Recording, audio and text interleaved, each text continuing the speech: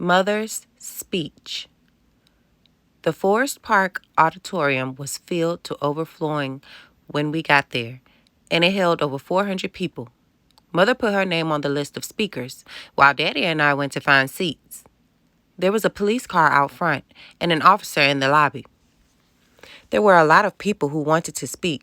I tried to listen, but I had a hard time because next to me, Mother was getting more and more nervous. Most people start to fidget when they're anxious, but Mother gets stiller and stiller until pretty soon it's like sitting next to a statue. I had to do something. Mother, I said. What? Do you remember Dumbo? I knew she did. When I was little, she'd taken me to the film at least 3 times herself. Yes. I pulled the black feather out of my purse. This is a magic feather, I said. When you get up there and feel nervous, rub your fingers across the feather and you'll know what to say. Mother gave me a look.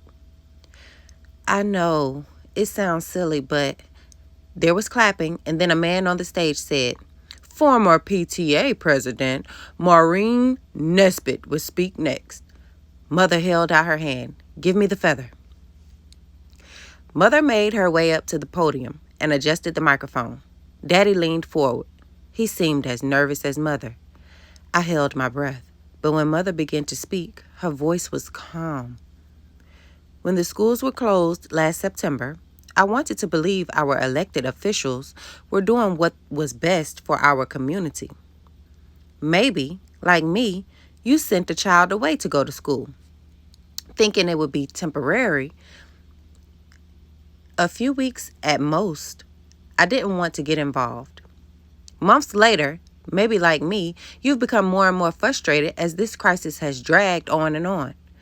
Maybe you've begun to question our officials' disregard for court rulings. They're prying into our personal activities. Now, with the firings of 7 principals, 3 secretaries, and 34 teachers, including my own husband, I realize it is no longer enough for me to think these things. I need to say them. Mother looked at me, and I suddenly remembered the WEC flyer we had folded together, saying what you think is as important as thinking it. Speak out for public schools. Maybe, like me, you're afraid. I know I was when my husband first started to take a stand on these issues. I was worried. Not that he was wrong, but about what others might think. I was afraid the neighbors might call me names. Me, a grown woman concerned about appearances. Or maybe you're a businessman and saying to yourself, but if I speak on the issue, there will be real consequences for me. Not just words. People will boycott my store. I might lose business. I'm not going to pretend that isn't a risk, but it is. But it's time. Time to take a stand. The risk to our students, our schools, to our town's reputation are too great if we stand aside and say nothing.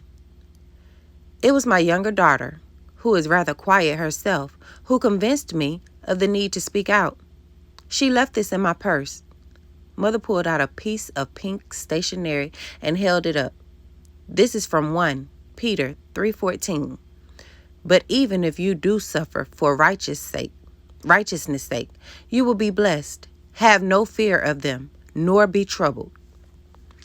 For months now, I've carried around this quotation, but no matter which way I look at it, I can come to only one conclusion. If my own daughter realizes that we must speak out, how can I do any less?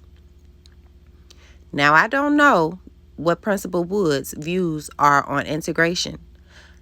I don't much care. When my daughter wouldn't talk in school, Miss Wood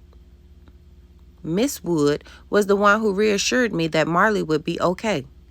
She saw that Marley was brave and perceptive and smart, and she made me see it too.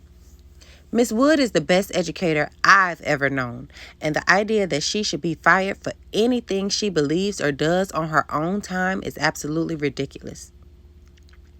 Mother stopped talking then. One man started clapping, and then another and another, until the whole room was applauding. I glanced over at my father, and he was grinning too. And Mother, behind the podium, was holding up a tiny black feather.